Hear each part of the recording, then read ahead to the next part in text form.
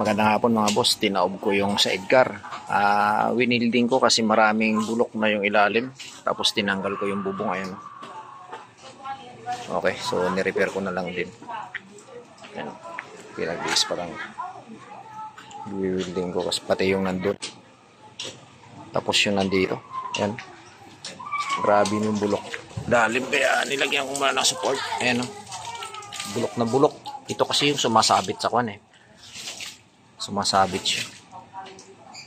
So, ang ginawa ko, kailangan ko lang ng support. Gasan muna, tapos bukas, pipinturahan.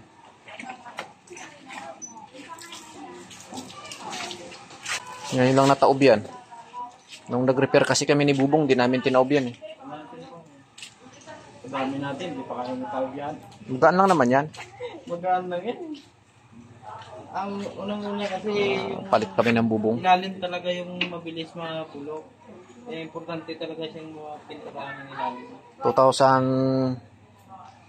2021, hindi na siya nakalas eh. 2021 kasi binaklas ko yung motor niyan.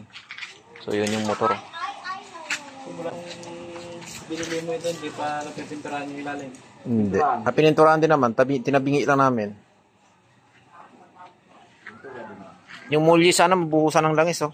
Hindi na naglalaro yan oh. Wala ang problema yan. Ginagawang ano nga yan. DI yan eh.